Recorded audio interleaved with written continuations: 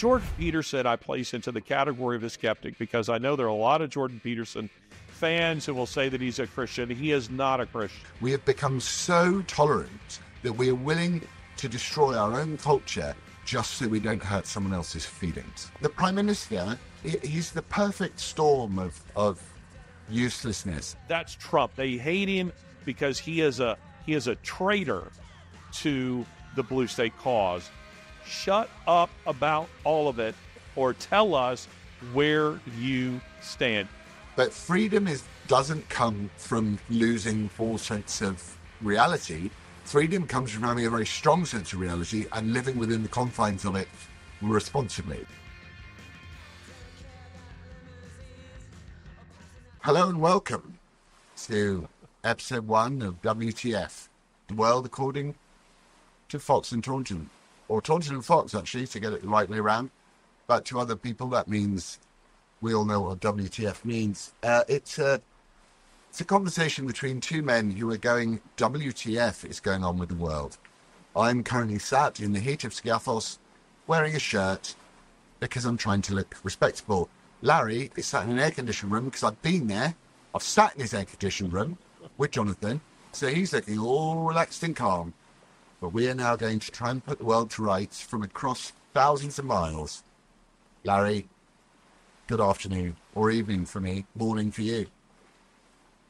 Yeah, it's going great. It's good to see you. It's been fun following your adventures there in Greece. It's looked gorgeous. I'm sorry to hear about the cracked ribs. Tell us about that. What were you doing? I fancy myself as a bit of a water sports person. So, and one of my great little tricks of water sports is to do a beach start, is to just step off the beach and onto the ski, which went really well. But then here is a lesson in humility. Just because I could do a beach start doesn't mean that my body was ready to do some fast slaloming. And anyone who knows anything about water skiing knows that it's fast. The boat is going probably at 30 mph. As you're turning each side, you're probably doubling that speed. I don't know physics, but I understand enough to know. And I think I hit a wave on this side of my body at about 55, 60 miles an hour. And I left it for a week, and then I went into the medical center here, which is amazing. And I have broken ribs. And my kids are being very, very generous about that. Well, you look well in spite of the fact that you've broken your ribs. And having broken a lot of ribs, I can empathize. It's terrible because you don't realize how much you use your core for just anything. And then all you have to do is bruise a rib, much less crack one. And man, you feel it. So I'm sorry. It's okay. I think it's good to be risky. Like, I think there's something about life that goes, do something that pushes you over the edge of yourself often if you can. And that's what I did. And I got the answer to I got a little bit of hubris for that. Well, it's okay. It's part of what it is to be a man, isn't it? Part of what it is to be a guy. To do some of that. Are you working on your six pack? Are you going to come back to London looking like a Greek god? Well, I would have done if I'd been able to carry on doing all the exercise, which I do here. But I'm now not able to do the exercise. But I've been out on the boat and I've been walking a lot. So I think even those small amounts of exercise are so good for the soul. When you're entrenched in an urban environment or something like that, it's very difficult to motivate yourself to get out. So just that way is the sea 2 feet away, and this place that I stay at is a wonderful, generous lady who lets me stay here for nothing because she's a supporter of what I do, and her family support what I do, and she's a very well-known and famous Greek American woman, actually. So we are blessed to have our accommodation covered for us, and it's just so wonderful to be with my kids. I couldn't be happier other than the broken ribs. I can hear the beach in the background. When I can just barely hear it in the background, and it sounds like the white noise that I sleep to every night. It sounds great. Yeah, there's something about this place. I've been here, I think this must be coming up to my 40th year in a row that I've been here. And people ask me why I come back to the same place. And then when they arrive, they understand immediately because I know everybody. We're family to everybody. We're looked after by everybody. You notice the hospitality and the humility of a small island like this. Last year, I got the last plane out before a huge storm hit this island, and it took them less than 10 days to turn the whole island around. And we were talking 8-9 feet's worth of water down the main street, in the town, and they just knuckled down, got it together, and sorted out their problems. And we think that, we get so subsumed with the problems that we have in the West, but to think a tiny little island has managed to turn itself around just so it could cater for the last 3 weeks of the tourist season. I am honoured to know everybody here. It's home more than England is now home to me, I would say. Well, speaking of England, something that I think a lot of people, as we were saying just off camera, just a few minutes ago, Americans are very insular when it comes to global news. We don't really see much about what's going on in Mexico or Canada, much less in Europe or Asia or Africa. It just doesn't penetrate the American consciousness. But right now, with all that's happening in the UK regarding this complete erosion, destruction of freedom of speech, tell us about that. I mean, WTF is going on in the UK with freedom of speech, and you're right in the center of that storm. Yeah, so we obviously had a very inept and incapable Conservative government, which relied on people's goodwill and belief in the fact that they were improving their lives for 14 years, and that government has utterly failed the people. So we had a general election, and it's part of the English sensibility, to vote in. And I suppose the Democrats have a similar issue in America, but not identical, which is that we occasionally vote in a Labour government because we think that, the Labour government cares more about the labourer, more about the worker, more about the person who is, suffering under the true hardships of life. And we tend to give them a turn once every 20 years or so. And but we didn't realise, or a lot of people didn't realise, that this Labour government is very similar to Kamala Harris and Obama, which it's an absolutely ideologically socialist captured government of an elite class imposing extraordinary speech codes on what we call in England the plebs, and which is the working class. So you have a very strange situation whereby the working class, the plebs, if you will, the party that's meant to represent them doesn't represent them at all anymore, and instead it represents the elites, very much similar to the Democrats in America. And you find that what Trump has done in America is he made MAGA a movement for the working class, whereas we don't really have that in the United Kingdom. So people are very, very surprised. The first thing Labour did, we say in the UK, you judge a guy by his first 100 days. I suppose it's the same in any democracy. That's what you do. But I think we're not even 50 days into this guy's premiership, and we've already seen him cancel the freedom of speech bill in higher education in the United Kingdom in our universities, which means that there will be no debate over these chronic socialist ideas. And we've seen him erect a load of kangaroo courts immediately to release violent criminals and rapists from jail, and replace those violent criminals and rapists with people that say the wrong thing and dissenting voices against the regime. And it's actually terrifying if you think about where that direction of travel heads.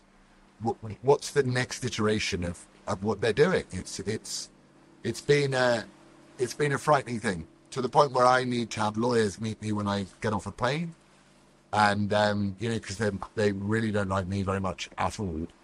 And I think, sorry to waffle on, but I've been reading Victor Davis Hanson's book, The End of Everything, while I've been here, and it's a careful study over four civilizations which had existed for many hundreds of years, in some cases thousands of years, which ended in a week or a day in some cases. And I think we are witnessing the end of Great Britain as we know it, at warp speed.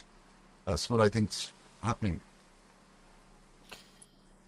Well, there are several things that you said there that I want to respond to. One is that, Calvin tweeted today, Calvin Robinson, for those who might not know who I'm referring to, a good friend of Laza, someone that I had here just a couple of months ago, very thoughtful individual. But he tweeted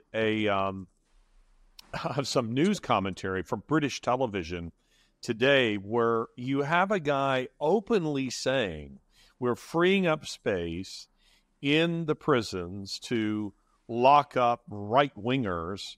And then he goes on to say, and listen, there are going to be Muslim gangs that are there waiting for you when you come. I mean, it was an astonishing bit of commentary, openly threatening and stating we're letting all of these extremists out of prison just so we can lock up people who are tweeting memes that we don't like.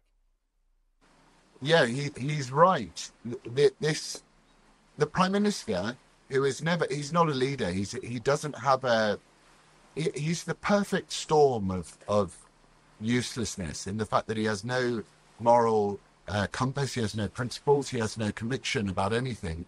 He is famously, when confronted with the child sex abuse problem in the United Kingdom, he buried it.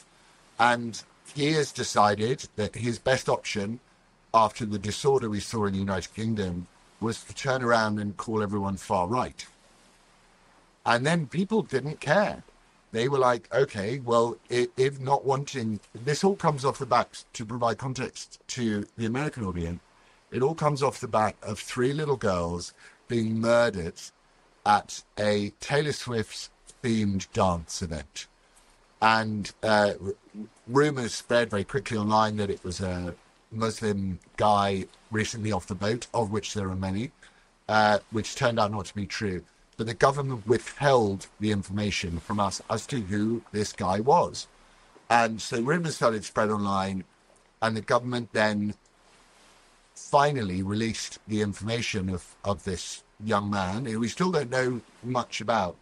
And the country went into meltdown because the tension between many years of successive governments being requested, required, and demanded by the electorate to provide security to our own border has been ignored. And instead of turning around to Keir Starmer, our new Prime Minister, or chairman of the whatever party he is chairman of, but it's a Communist Party for sure. Instead of turning around and mollifying these people, these working class people who have been forced to live next to societies and cultures which have no interest in assimilation, his response was to attack 30 or 40 million people and call them far right. It didn't work. So when he called them far right, we said, fine. If we think that you calling us far right because we care about the murder of innocent girls is a problem, we're happy to wear that smear of deceit and dishonesty. But since then, we've had two more mass stabbings, and now Keir Starmer's response to that is to call everybody a racist. So it's very analogous to American politics in that way, is the fact that, ideologues tend to, they don't mix with people they don't agree with, they don't discuss ideas with people they don't agree with, and he's stamping down on the necks of the very people his party was elected and formed and created to represent, which was the Labour, the working class person. And that, to me, is very analogous to what the Democrats were before they turned into an elite-based, uber-hierarchical, oppression-based party. Does that make sense? Yeah, no, it makes perfect sense. I I find it very interesting that in the last decade, there was a time when I would be speaking on, let's say, university campus, and the difference was, and I'm not even going back, 25 years. I mean, just even 5 years ago, 10 years ago, certainly, you would make a presentation. Students might be angry, might not like what you have to say because they're all being indoctrinated with leftist ideology. But they would line up at the mics and they would be ready to construct an argument and to take you on. Now it's all about just shutting you down. You're not allowed to speak. You can't say anything. We are going to do what we can to disrupt, to prevent others from hearing you. You're not allowed to be heard. And that's been taken to a societal level in the UK, and it's coming here. I think it is. I mean, America has seen, I was listening to Biden's speech on, when was it? Was it Monday night or Tuesday night? I can't remember. But Yeah, it was Monday night. I was listening to his speech, and it was just like, none of it was true. And I was sitting there saying to myself, how can you, the major differentiation in life and society is some people need to be part of a club, don't they? They need to be part of something. And that club doesn't matter if it tells the truth or whether it lies, as Biden did throughout his speech. He lied throughout his speech. And those people will not tolerate any form of dissent against what they see as the moral position, which is that there can be no borders because there can be no genders. There can be nothing that impinges on what they see as freedom. But freedom doesn't come from losing all sense of reality. Freedom comes from having a very strong sense of reality and living within the confines of it responsibly. And that, I think, is what's happened in the UK. We have become so tolerant, and as I think Gadsad would say, suicidally empathetic or suicidally compassionate, that we are willing to destroy our own culture just so we don't hurt someone else's feelings. What do you think the left's game is with this? I have my own theories regarding it, but what do you think the game is?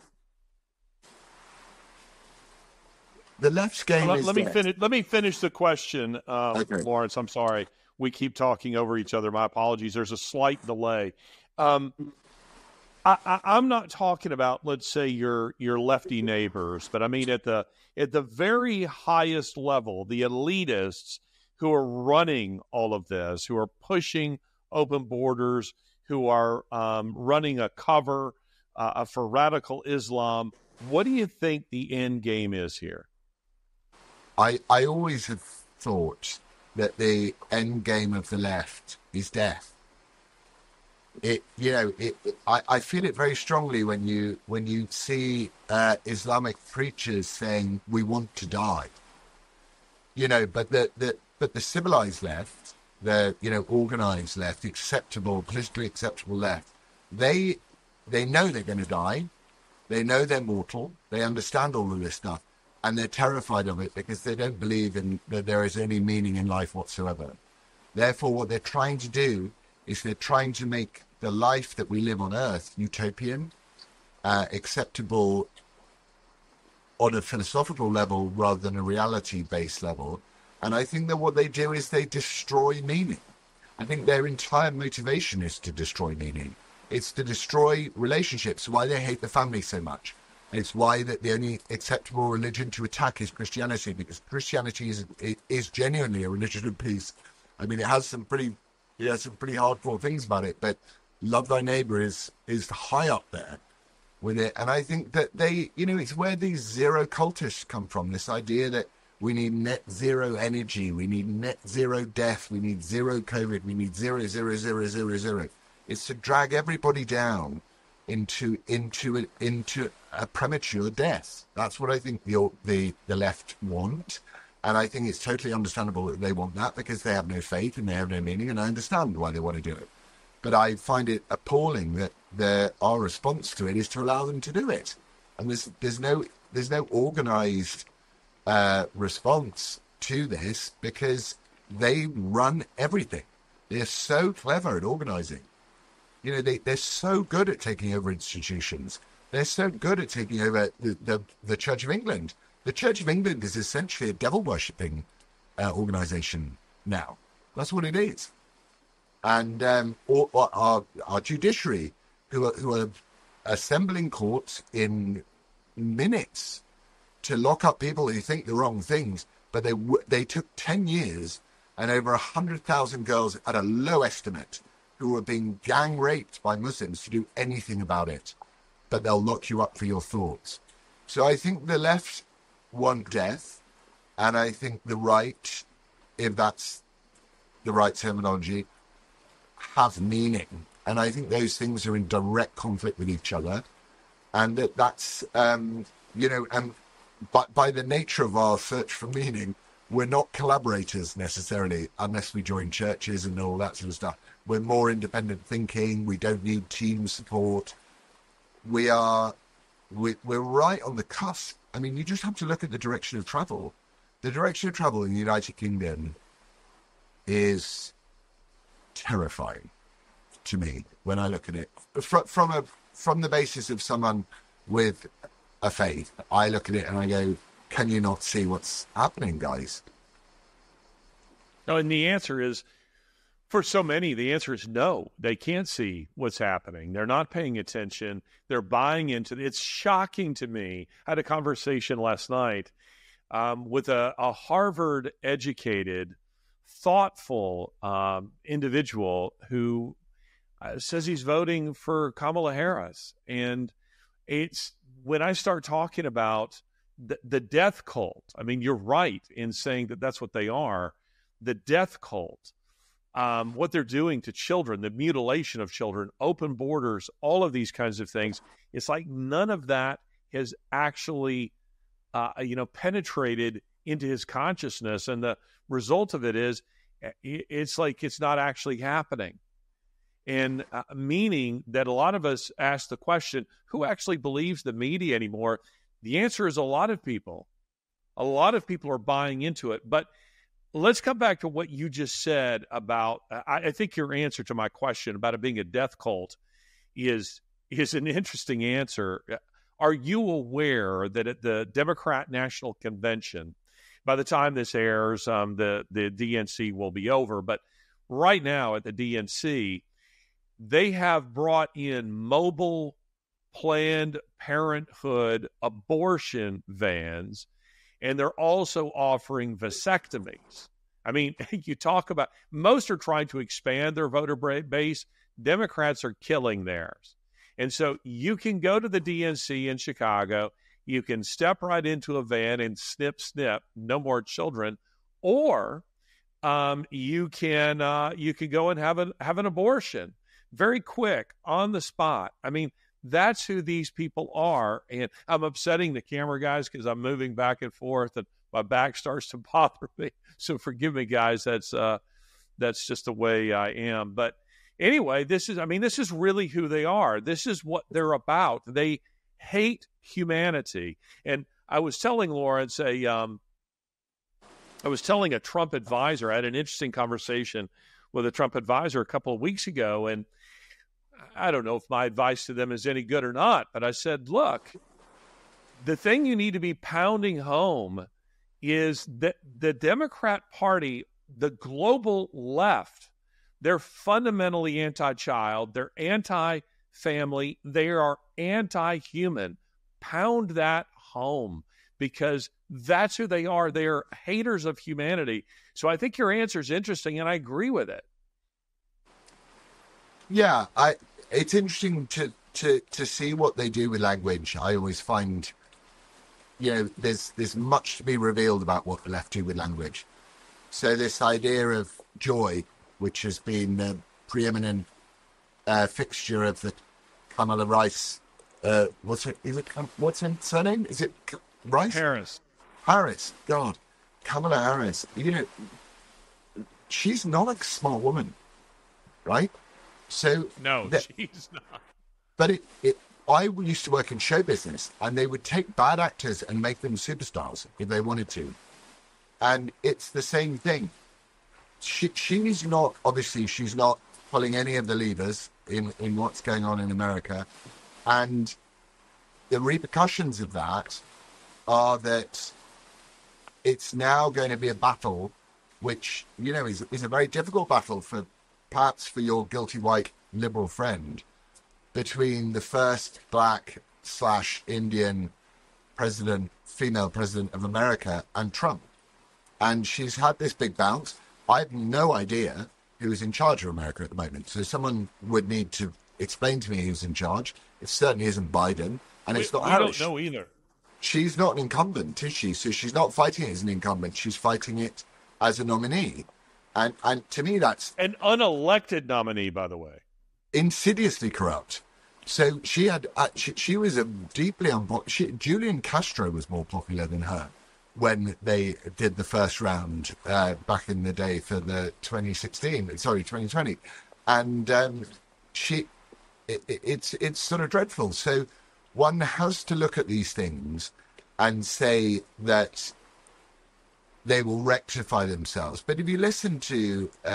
I take a keen interest in American politics because I do. You know, American politics, I think, correct me if I'm wrong, it does boil down to tens of thousands of votes in certain swing states as to who's going to be the president of America.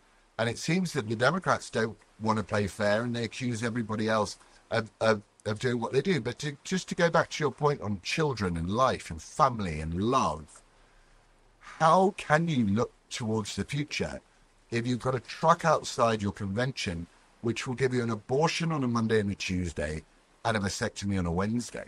I mean, this is the family. The idea of the family is the centerpiece of civilization itself, modern civilization, Western civilization, providing a nurturing environment for your children to learn via their mistakes through their use of free expression. That is the centerpiece of what it is to be part of Western civilization. And the left want to, you know, as you say, mutilate children, deny themselves the right to reproduce and all that stuff. And then they turn around and they call J.D. Vance weird. What, because he's married and he has a family? He's weird? I'd say that chopping off a child's genitals is weird, if you wanted to, ask me. Well, let me tell you what I think they hate about J.D. Vance, and likewise what they hate about Trump.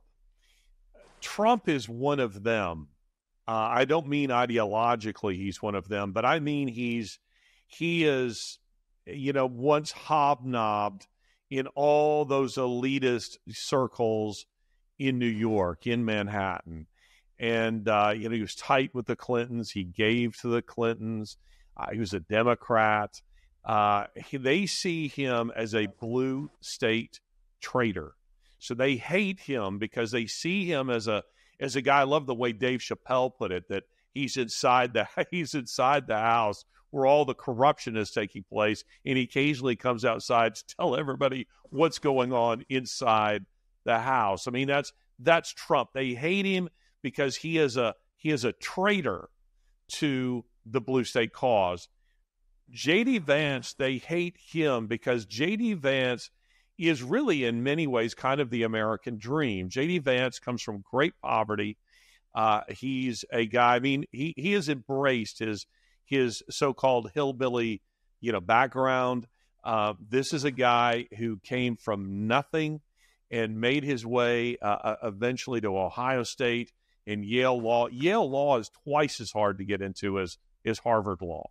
It's been the number one law school since time immemorial, since they have ever ranked such. It's because their classes, the class sizes, are so much smaller than those of Harvard. And here's a guy who became one of them, so to speak. I mean, he because of his raw intelligence, he made his way into those circles. And guess what? The leftist graft onto his life didn't take, and he remains an authentic conservative. In some sense, they fear him more than they do Trump. I mean, Trump isn't really a conservative. Trump is kind of an old school Democrat. He's a businessman. He made a deal with evangelicals. in 2016. I will appoint pro-life judges, but I don't think Trump himself is particularly pro-life, but he's pro-American. He's not a globalist. So he's a Democrat of the old school. J.D. Vance is an intellectual conservative, and that makes him frightening because I say to people that if Trump, between now and November, there will be more efforts to do Trump in, either via lawfare or something along those lines. But once he becomes president of the United States, should he become president of the United States and take office, there will be no attempts to remove him because they will fear J.D. Vance. Now, if it were a Pence behind him, that's different. But if it's suddenly her name's gone out of my head, the other much hated, female. Haley. Yes. No, sorry, Haley. Yes, that's right. They would love to see her, become the president of the United States, or to see a Pence become president of the United States. They don't want Vance. He would be worse from their point of view because he is ideological. He's conservatively ideological. He's an authentic pro-life candidate. He's a serious Christian. That makes them terrified. And add to this, by the way, what makes it even harder for them is he doesn't neatly fit what they would like to mischaracterize red staters as being. He's smart. His wife is Indian. She's of another religion. He has unintentionally kind of protected himself from their narrative because he has done all the things that the left says that you should aspire to do, but they hate him for the fact that he has done them. And he's done it, by the way, without government help. He's not a DEI guy. No, he's an amazing guy. And as you say, it's really important that he's the ideological and philosophical aspects of conservatism, which really are based in Christianity. They just are. And the fact that Trump has picked him, as you quite rightly say, the way the British media, we have this guy in the British media called, he's now in the media, but he used to be a spin doctor for the Labour Party called Alistair Campbell, and he was Tony Blair's primary spin doctor. And, he was the one behind the dodgy dossier, which encouraged Britain to go into the conflict in Iraq and resulted in the deaths of 1 million Iraqi people. And the way he speaks about Trump, he goes, they're more worried about Trump's bloody ear. Like, that's how he talks about an attempted assassination attempt. This is what people who love death talk about. They glorify him in this, and they would clap with the hit. And I think that is, personally, and I think any Christian would think this, is that you don't kill people that you don't agree with. That's not what you begin with. But Trump is clever, therefore, because you're right. If they take out Trump and they're confronted with Vance is the foundational backbone of what MAGA really is, I suppose. Mm-hmm. And to say ideologically speaking, for sure. To say that the foundational backbone of MAGA is the family, responsibility, personal responsibility, free expression, pro-life. I mean, when is Western society going to stop murdering its children? Britain imported 1 million immigrants last year, and we murdered 220,000 babies before they were born. And I just go one more time. We imported the best part of 1 million immigrants last year, and we murdered over 220,000 babies. Do you have any idea, Laurence, what the data is on? I mean, I'm not picturing Muslims having a lot of abortions. You have any idea of that data? Are those mostly white children? Are they black children in the UK? Are any of them Muslim children? No. I don't think that you'll find that it's a lot of Muslim children. I think you'll find it's a lot of leisured and decadent Western mothers who have been pumped full of this stupid idea that men and women are equal in all aspects, whereas we're not equal in all aspects. We are equal, and we are equal in our dignity, and we're equal in our sight before God, but we're not equal in everything else. You know, we have a Home Secretary in the United Kingdom who is a woman whose son is a drag queen. No wonder she's turning around and saying that, you know, people that don't like drag queens are somehow extremist criminals nowadays. I think the thing that one must say about the Muslim and Islam is it takes itself very seriously, and the West would be wise to learn that if we don't start taking our own faith seriously and the foundations of our own society seriously, which are based on that faith, then we're about to be subsumed, as J.D. Vance himself said, to become the first Islamic nation with a major nuclear arsenal. Because that's what we are. And Calvin has faced a lot of problems for saying this. I have faced a lot of criticism for saying this as well. But I am not at all convinced that there is a way of combining a religion which has no lower age of consent when it comes to sexual intercourse with women. It has no limit to the number of women you can marry. If you leave it, you're an apostate and you're murdered. That's a cult. That's not a religion. That its law is based on an absolute banning of criticism of its own prophet. And, I mean, the list goes on and on and on. But Britain seems to think, Britain is a very tolerant place, always has been. But Britain seems to think by appeasing a conquering religion that somehow this wonderful utopian idea of multiculturalism is going to evolve and emerge. But it's not, as we saw with the riots. People are fed up.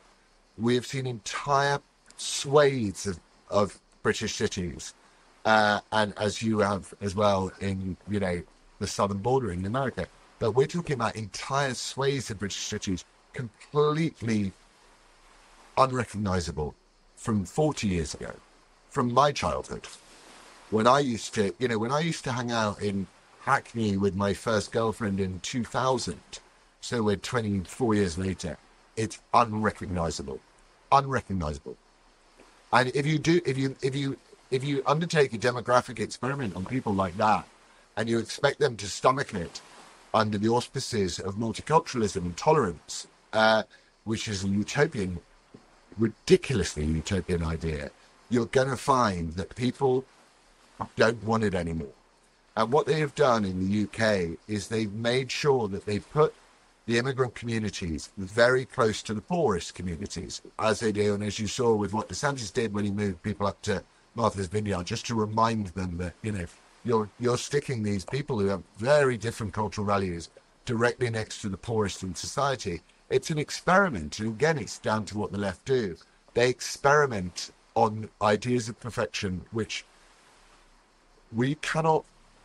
societies cannot react quickly enough to that sort of experimentation. It's terrifying. You know, you said something just a second ago, Laurence, that I find interesting. You said that they worship death. Do you think they worship death, or I'm inclined to think that being secularists and this life being all there is in their mind? I mean, they're fundamentally atheistic. All these people are. You know, 10 years ago, 20 years ago, we were debating the existence of God. Now they've just assumed there isn't one. There's no debate. Debate's over. We're moving on. We're just assuming that there's no one to judge us in the next life for our actions in this one. And I've always kind of assumed that these are people who don't worship death so much. They have a fascination with death, but they fear death. And in the Christian mindset, death isn't the worst thing that can happen to me. I know this. I know this at a very personal level. We're to value human life. Indeed, we value it where they don't. But they've always struck me as individuals, and I run into this when I'm at the World Economic Forum. These are people who talking about, you know, reducing global population, but it's never themselves. They never volunteer themselves, and they seek ways to extend life um, into some kind of cryogenic, bizarre future that just has no appeal to me as a Christian. Do you think they worship it, or do you think they're utterly terrified of it? Oh, I think they're terrified of it. Anyone with a brain and with a way of looking at the world which is spiritual, and I don't define spiritual in a Christian way or in any other way, understands that life is fundamentally full of a series of suffering, a lot of suffering, and then some amazingly magical moments, and that is what life is full of. But the suffering is what defines you and what you learn from. So, if you're a Christian, or even if you're, I suppose Islam has this to a degree, except that, you'll speak to any hardcore Muslim and they say that death is the thing that they are hunting for, they're searching for it. I think the secularists and the atheists are too arrogant to believe that, the beauty of a leaf or a butterfly or the retina or the heart or any of their body actually came from somewhere.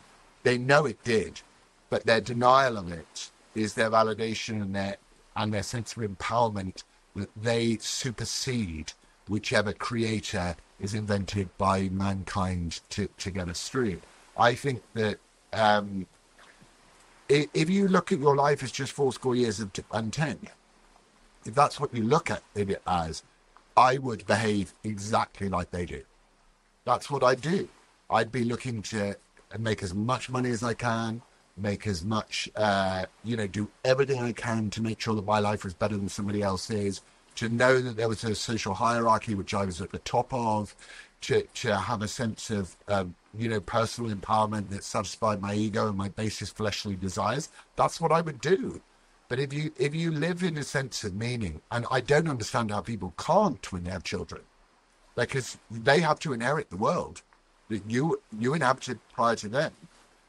That if you live with that, even on a basic level, you should be thinking about the fact that your soul and the contributions of your soul are absolutely crucial to the future opportunities of your children. Rather than turning around and going, if we put a load of wind farms in or some solar panels in, then it's all going to be fine. That's not how it works. We should be looking, what's his name, Alex Epstein said, maximum human flourishing. And my limited knowledge and understanding of the Bible is that God hammered that into our heads, into Adam and Eve's head relentlessly. This is the world I give to you to make, the animals of the earth and, everything. It's for you. It's my gift to you. And I think that these people think that, no, it's my gift to myself. And I find them terrifying. And I think unless we frame it as a spiritual conversation, I don't think it is a conversation. I don't think you can. It makes it very difficult to have a conversation with someone who believes that, well, what's wrong with transgendering a child? It's like, well, you're denying it a body that God created. That's what you're doing. Well, it is a spiritual battle. You're absolutely right to call it that. It is a fundamentally a spiritual battle between life and death. And just as we've been talking about, at the DNC vasectomies and, getting an abortion at a political event just strikes me as the height of creepiness. But I find it very interesting. The term that's being thrown around these days a lot, and sometimes these words are used too loosely and in ways that I don't find helpful, but not anymore. When we're talking about demonic, it applies to what they are. The global left, Democrats included within that, the Labour Party in the UK, the global left, they are demonic. And the height to me of demonic activity. The Bible portrays the devil not as a creative intelligence, portrays him as highly intelligent, but not as a creative intelligence, but as one who sets out simply to pervert and to distort the good things of God. And so not creating something different, just distorting, destroying, perverting would already exist. And we see that happening now with the mutilation of children, certainly transgenderism. That's a big part of it. Let's just turn it, warp it, turn it on its head, and turn it into something other than what it is intended to be. And it feels to me like, the sitting at the top of the perverse, demonic, satanic agenda is getting women to not only kill their own offspring, but to do it willingly and to celebrate it. And then second, and you might think I'm crazy in saying this, Laza, but I think the only thing left in that demonic train is cannibalism. And you're already starting to see this being floated in the New Yorker and a variety of other places that we need to get over our squeamishness. I always tell people it isn't bugs they ultimately want you to eat. They want you to eat each other. That this is where they're taking this. They want to rub your face in the fact that they hate you. They hate humanity. They hate children. We want to convince you to kill your kids. And the next thing we're going to try to do is get you to eat each other. I mean, I genuinely believe that's where we're going. Well, it's a logical conclusion to that ideology, isn't it? It's not a great leap. It's not a hyperbolic statement to say that. If you hate human beings that much, your goal must be to destroy them. That must be your goal, and to make sure that you have more than anyone else. I was struck today because I'm always trying to, I'm trying to get into their heads. I want to be in their heads sometimes because I don't think it's straight enough or fair enough of us to just call them demonically possessed. And I was watching this video of this guy. So they brought in a law in California where you don't have to self-declare. It's not a crime to be HIV positive and not tell the person that you're having a relationship with you're HIV positive. And, I grew up in the HIV positive world, the Freddie Mercury world and all of this stuff. It was my life. I was terrified. I thought I had HIV for years, just because it was everywhere I looked was HIV. And then I listened to this guy and it was being used by a conservative commentator to say, look at how ridiculous these liberals are listening to this HIV guy. And he was wearing a dress and is a ridiculous parody of humanity. But the point that he made, and it'd be interesting to know what you think about this because I wanted to get into their heads, was he said, I'm undetectable. So through the advances of medication and all that sort of stuff, I'm now undetectable. So why should I have to tell somebody that I'm not going to infect with this virus? Why should I have to tell them my private information?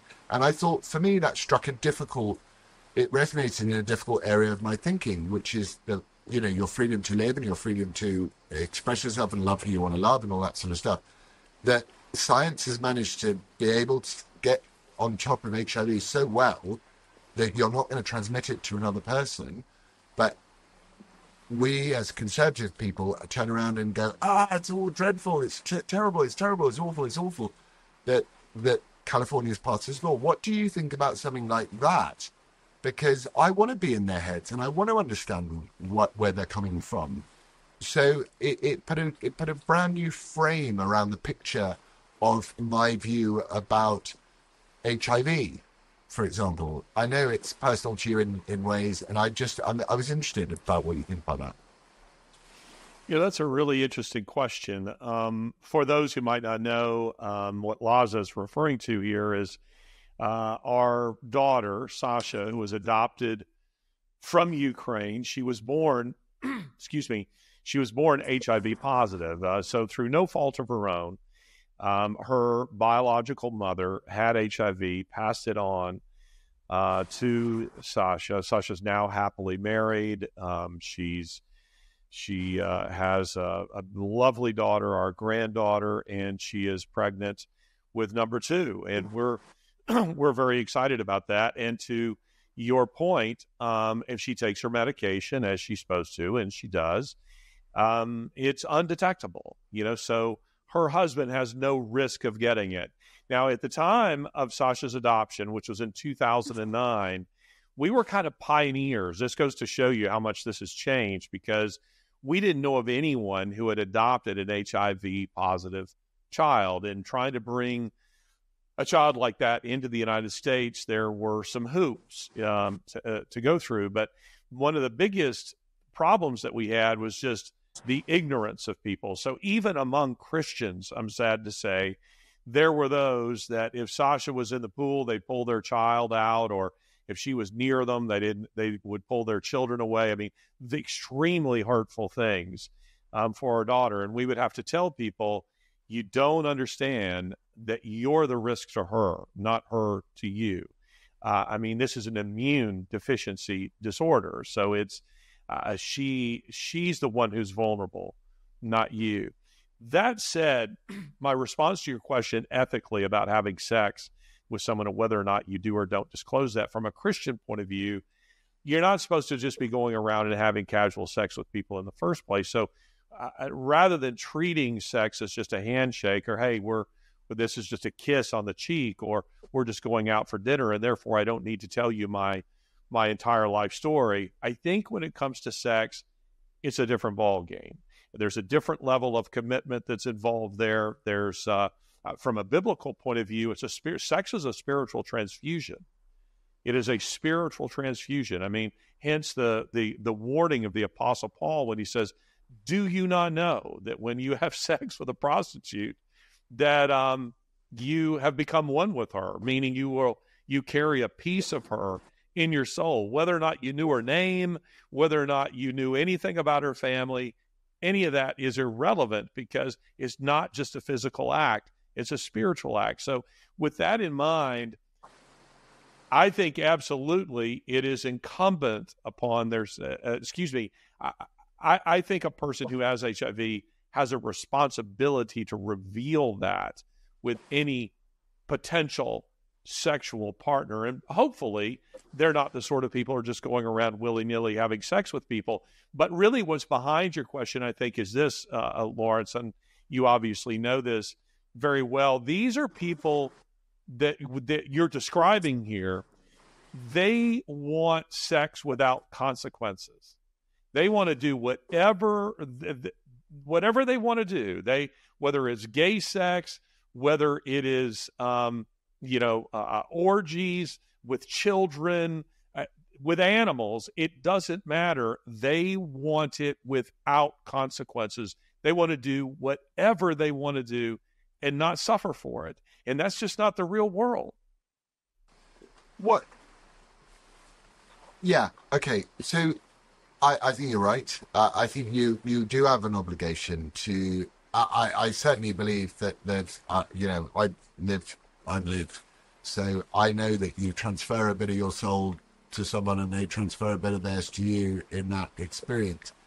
But just then to move on about disclosure, the disclosure of who you are in relationships. I saw that you posted the interview with Jordan and who was he? Who was the singer? With John Rich. John Rich is a well-known country singer here in the U.S. Yeah, so that clip.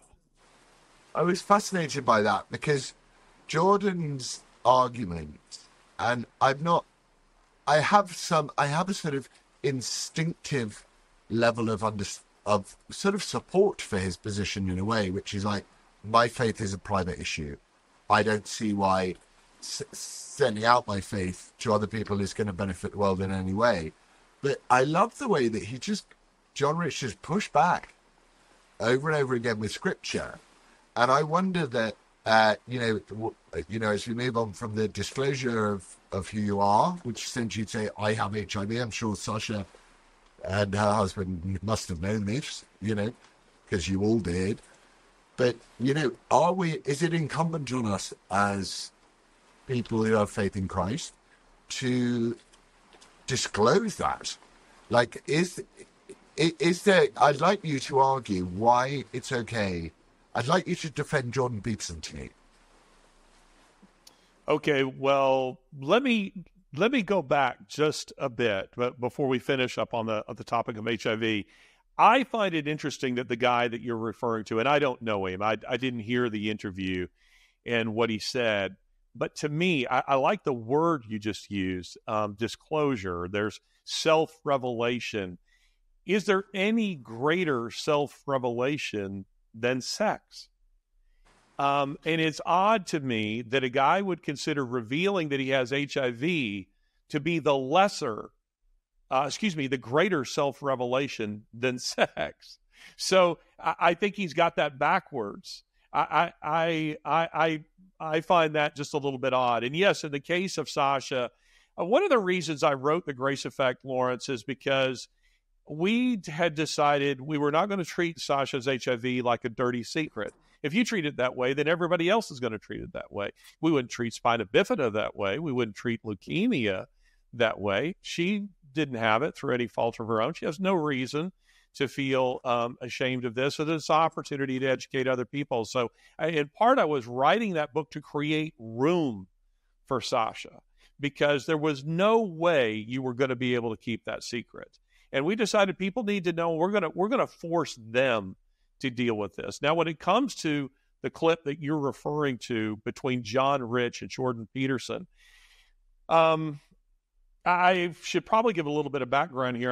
I'm sure Jordan thinks I'm persecuting him in some way, but since I wrote a piece about the theology, the bad theology of Jordan Peterson and the Federalist, I don't watch Jordan Peterson's podcast. I don't listen to his lectures, but people will send me things and say, hey, you should watch this. And the latest one that somebody sent me is, I think, his latest podcast, that is Peterson's podcast, this interview with John Rich, the country singer, part of it's Big and Rich, I think is the name of their band, and very well known in this country. And I'd never heard John Rich speak before, so I didn't know that he was a Christian. I'd heard his music, but I'd never heard him in an interview.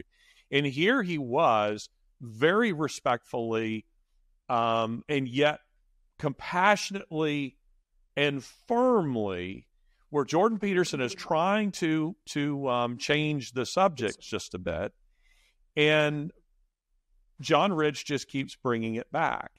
And I thought this is a beautiful model of how to share the gospel, to share your faith in Christ with a skeptic. And Jordan Peterson I place into the category of a skeptic because I know there are a lot of Jordan Peterson fans who will say that he's a Christian. He is not a Christian. He's not a Christian. He is Christian-ish. That is to say, he has some interest in the Bible and he enjoys talking about it and writing books about it. But I find it very odd that in the very interview with John Rich, he says that his own personal views on these things are private, which raises a very natural question. Well, then whose opinions are in all those books and lectures that you're giving about God? I mean, if they're not yours, then whose are they? The only bit that Jordan Peterson is trying to keep private is what his commitments are on those issues, which to me makes him a hypocrite on it when it comes to that. I mean, if you're teaching, if you're teaching me violin and you won't reveal to me whether you really believe in the craft, you don't really believe in the instrument, you don't believe in the music itself, what are we doing? So I find that highly problematic that Peterson takes that line that somehow this little bit is private, but I'm going to pontificate on religion, on God, on the Bible, but whenever you press me on what I actually believe, well, I'm going to retreat and claim that I'm on base. Like when we were kids, can't touch me. I'm on base. It's private. I get to keep that private.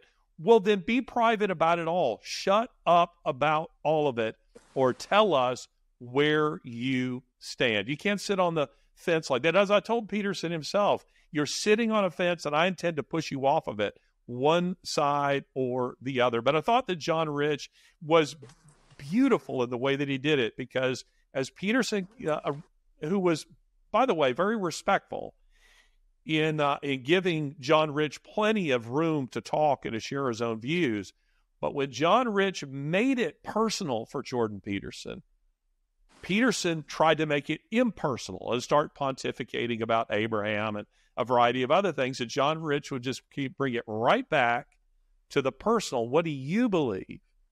And that's when Peterson tried to end the interview. So I would push back a bit against that. I think when Jordan Peterson talks about God and the scriptures and the Bible in general, I think he does it as I think he fundamentally sees everything as a metaphor for something. And there is an argument to say that the Bible is a metaphor for things and stuff like that. So I understand why he does it. But I also sit there and I think to myself, I would imagine, I could be wrong, that he is a practicing Christian. I would guess that would be the case with Jordan. And I wonder whether he feels a sense of, a really profound sense of humility to say it is not my position to not proselytize, but that was your question that I didn't answer. Yeah, so therefore I wonder what is our duty in a time of extreme chaos, which has been brought to us by the people we've discussed earlier in this conversation, in a time where nations are being invaded. The first speech of the DNC was someone apologizing for being American, and the fact that we have to give the land back that we stole, this hatred of civilization. Is it a stepping stone to faith, to discuss faith, to discuss the machinations of it metaphorically, or is it getting in the way? Is that, I think the old view is that by not declaring and not disclosing the deepest and innermost truth, and it says in the Bible, I've searched you and I know my heart, I know you're going out and you're lying down. It says, so we know what God thinks of us who, believe. Is Jordan Peterson trying to innovate an entire group of people who feel spiritually dissatisfied? So is the good faith argument that that's what he's trying to do, or is he making it worse by refusing to declare and disclose and to celebrate and rejoice in the same way that leftists rejoice in the massacring of children, the murder of babies, the making men infertile, mutilating children? In the same way that they do that, do we have to meet them with the same commitment to the exact opposite of hope, of love, of life, of a deep fear of God, as well as a service and love of Him and an acceptance? I mean, where are the? I don't know. I find it tricky sometimes. Well, let me answer your question that I accidentally overlooked just a moment ago. Self-disclosure, self-revelation as to where we stand on the question of God. This to me is symptomatic of the fact that Jordan doesn't understand the Bible, and hence the reason he shouldn't be teaching it. Not only does he, there's plenty of metaphor in Scripture. There's lots of metaphor in Scripture. The parables, for instance, of Jesus. So it's not that it's lacking there. It's that when you're trying to impose metaphor rather than just accepting a straightforward reading of Scripture. But as for self-revelation and declaring that we are Christians, this was an interesting part of the exchange between John Rich and Jordan Peterson, because Peterson, when Rich pressed him on what he actually believed, he said it's private, and he doesn't want to be a Pharisee who's out there. He says the Pharisees who are the ones who went out there and did that. And Rich, I thought, had a great response to that. He was like, no, that you're misunderstanding what is going on there. I mean, we are told in Scripture, Jesus himself, if you deny me before men, I will deny you before my Father. I mean, we're commanded quite clearly. I mean, the whole Great Commission, we are told that we are to proclaim our faith in Jesus Christ. Now, Peterson interprets that to mean that somehow you're making an assertion of your moral superiority. And he says that's the reason he's not willing to do that, because he doesn't want to assert any kind of moral superiority, because he recognizes that he could never live up to the Christian ethic. But see, that's falling short of what it means to actually be a Christian. That you're just one step away. Becoming a Christian means, yes, you recognize that you're unable to live up to the expectations of the law. You can't fulfill it, but you recognize that Jesus could, and hence you claim his grace, his mercy, his forgiveness for your sins in your own life. And so I, as a Christian, in saying that I'm a Christian, there might be some, maybe Jordan Peterson, who would interpret that to mean, well, Larry thinks he's better than me. No, it means that I know that I have no hope of salvation, no hope of heaven, no hope in the hereafter, at least a pleasant hereafter, apart from Jesus Christ. I know very well. Scripture says all we need to do is to look into our hearts and recognize our own wickedness. I know how wicked Larry Taunton is, or is capable of being. And hence, I know that I need the restraint of the Holy Spirit in my life. I make no declarations of moral superiority. And John Rich was making none. He was saying, but I'm not ashamed to say that I'm a Christian. I'm willing to step out there and to commit myself to that and saying, this is who I am. And Peterson, because he doesn't understand Scripture, thinks that's a Pharisaical move. That's not a Pharisaical move. What the Pharisees were doing is, first of all, they didn't believe in Jesus. That's the first place they failed. Secondly, they put on the appearance of righteousness, but they were full of their own self-righteousness. And we see this again and again in Jesus' encounters with them, and later with the apostles, their own encounters with him, where the apostles are out preaching publicly belief in Jesus Christ, and it's the Pharisees who try to shut them down, beat them. Peter and John were dragged before the Sanhedrin and physically beaten and told, don't ever use this name again. And their response was to say, well, whether it's right for us to obey God or man, you decide. I mean, it's a very sarcastic kind of response. And they left there and they went straight back out and continued. I mean, it's kind of what's happening in Britain, isn't it? I mean, you will not be allowed to say these things. And they said, well, you're trying to infringe upon our freedom of speech. And you know what? We're just going to ignore you. We're going to keep doing it anyway. It is very, I agree with what you're saying to a large degree. I think there's something strange about the evangelical movement in the UK, particularly. I'm not familiar enough with it in America, but which is this, it's almost a subversion. It's a sort of making it all okay for everybody, which I don't think is right. But yeah, what is happening in Britain is it's saying, there is a higher authority than the government. There is a higher authority, and that higher authority believes and made you unique among others, and always the Psalm 139 always comes to me on that. And unless people start to realize that authority is not man-made and it's not man-created, not man-given, we are not going to make progress against what is a sort of a collective hysteria of one can only describe it as demonic possession. It's just very dark and twisted, and you see exactly which way the path is going. So without that, I think he is in the way in that way, and I think you would do a lot of good to help people. But I know the people that they spend time with and they work around, and they think that you can appease a lot, give a lot of ground to people who are against you out of a full sense of compassion. And what you end up doing is diluting the most simple message of all, which is that you were made in the image of God and you're a sinner. And it's just that simple to me.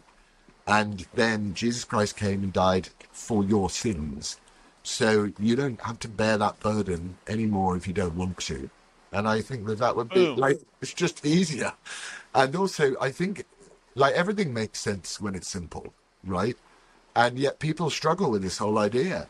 And it's, I don't know. We'll probably dig into it on our next conversation to go, what are the origins of where does this stuff come from? We should talk about Spurgeon, who you've got me reading, and we should talk about bits of scripture that are really interesting. Well, let me come back to something maybe personal here, and if it is, then you just say so, and we won't go here. But there's an interesting parallel between Peterson and yourself. When you were here, I had a little bit of fun, but I was also being somewhat serious in pushing you on saying that you are a Christian. You were likewise very reluctant to say that. And I told you that you were looking for the back door. I teased you about that you were looking for the back door. You didn't want to make the public commitment because somebody might try to hold you to that standard, and you preferred to soft pedal it just a little bit so that you would always have an excuse and a way to escape. We all like that. That is human nature. I want that. You want that. Jordan wants that. And to me, that's what he's doing. Either you're a Christian or you're not. It's just that simple. Either you're pregnant or you're not. And state where you are. Have the courage of your convictions. And I have enjoyed the fact that I have watched just over the last few months a kind of slow evolution with you, where, just right now, you just stated perfectly the gospel. You just said what Jordan Peterson has yet to say a single time, of which I'm aware. You stated it very clearly. You stated it unashamedly. You owned it. In doing that, I didn't hear that as Laurence Fox was asserting that he's better than me. No, the way I hear that is Laurence Fox has reached the end of himself. He knows from his personal experience he can't make it on his own. And to bring this full circle, when we come back to the DNC, we're talking about individuals, when we're talking about the global left, be it in your country or in mine, they are so arrogant. They are so bloody self-righteous. These are individuals who see no fault of themselves. And thus the offense, the Apostle Paul says this, he says the cross is an offense, meaning the gospel itself is offensive to our human natures. And why is that? Because it says you can't do this much to save yourself. Nothing. Without Jesus himself said this to the disciples in John 15:5. He says, without me, you can do nothing. And I think I think you have to reach a place in your life where you recognize that. And I don't know if Jordan does recognize that or not, being surrounded as he is. And so many people, by the way, who I don't think are helping him at all and telling him how clever and how smart he is. I don't find his Bible teaching particularly smart or clever. When you arrive at a conclusion opposite of what the author intended, that's not smart Bible reading. That tells me you don't understand it. But I've enjoyed watching your evolution as it relates to this, but I don't know if you want to say anything about that or not. Well, I think that my back door, as you quite rightly point out, really comes out of a sense of not knowing, the word properly. So it's more out of embarrassment than reticence, I would say, because I think my faith has been there and was put there actually by my parents very, very early on. And you just discover it when you become cognizant of it all. And I think that I don't think it helps to have a back door. I don't think it helps your soul. I think again, as I've said to you, that I don't think this idea that you need to come to Christ as a perfectly formed person. You can come to Christ broken and bewildered and lost and afraid. You can come in whatever state you are. You can come as Jordan Peterson, successful, filling out stadiums, or you can come as a guy who's sat on the corner by a bus stop begging for food, and that's one of the great gorgeousnesses of the truth. So I'm just grateful for that. I'm grateful for your friendship and the fact that we can talk these issues through. I'm grateful for the fact that we can push back against each other on certain ideas, and I think that that is the most important thing, which is the ability in a world where no one wants to talk to be able to talk. So I every day I spend every day I spend some time with the word every day, and I can't not do it anymore because it helps me and it helps Lizzie start our day, and that's what we do, and we find that it fills our day, just little bits, brother. Brother, I love you. I enjoy our friendship. I enjoy the fact that you speak truth to me. I appreciate your courage. I think you're facing some tough things when you get back to London. So, yeah, it's funny because Lori asked me, this was when you were beginning your vacation.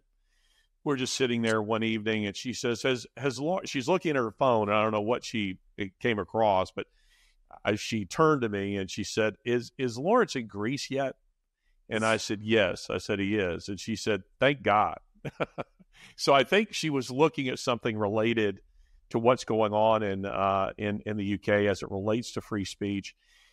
And I'm trying to wrap up, but I do have a final thought, and I don't want to put ideas into the heads of the of the radicals in that country. But when I look at these huge crowds on social media, that is of Muslims coming out into the streets, looks like millions, in London, just hundreds of thousands of people.